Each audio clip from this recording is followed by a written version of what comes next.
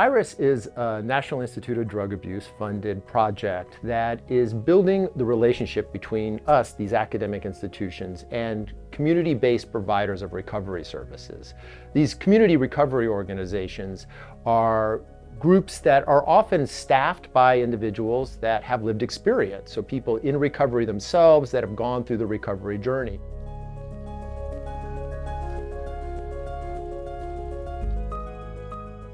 We work with a number of different groups, many of whom do direct service delivery for people in recovery.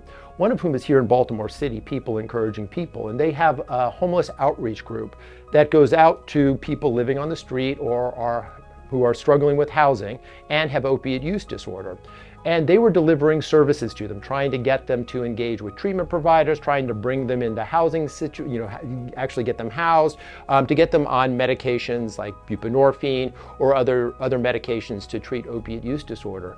But what they were finding is that they didn't really have any tools for measuring whether they were being successful or not. We partnered with them to identify existing tools, to modify those tools, and then to test out how well those tools were working in practice, and could those tools be informative to help their clinicians know, is what we're doing successful? Is it moving people down their recovery journey? Or are we needing to beef up certain kinds of services to improve delivery?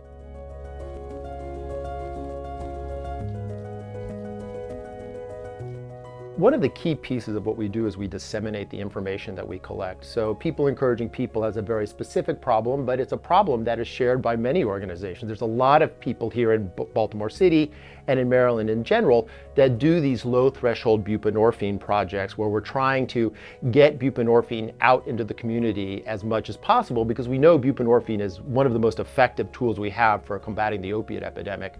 And so for organizations that may not be PEP, but that have this same feature, now they have a tool that they can use. We publish the information, we report on it, and you can go to the IRIS website and look at this project and download the tools. And so you can then implement that in your organization as well.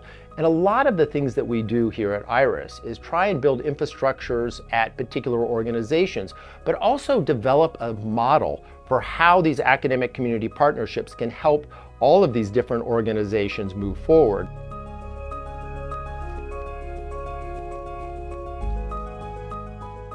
One of the things that's really happened in the last several years is the development of peer integration into clinical care settings. Peers are people that have lived experience, that have gone through a training program, and they can help individuals through their recovery journey. Peer recovery coaches are really an essential link between individuals starting their recovery journey and the rest of the treatment system, in addition to being a form of treatment themselves.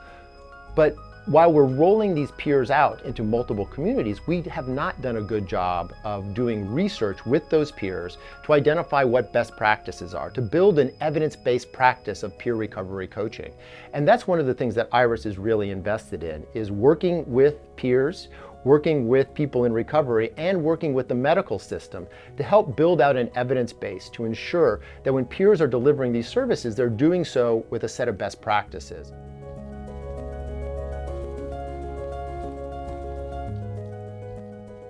One of the things we know is that the vast majority of substance use services are funded by tax dollars through Medicaid, through block grants, through city funds.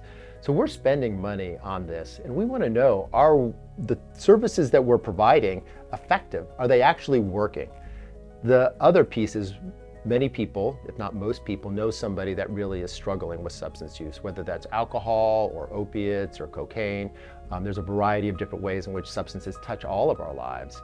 Some of it happens in the form of, can we have a productive society? Some of it is diverted resources, right? There's a number of ways substances affect each of us, even if it's not directly affecting us. Making sure that our services are effective is just good public stewardship. It's just good practice for how we spend our dollars. We want to spend our dollars on things that work. And we know there are services that work, but we need to identify them, and then they need to be accelerated in the system.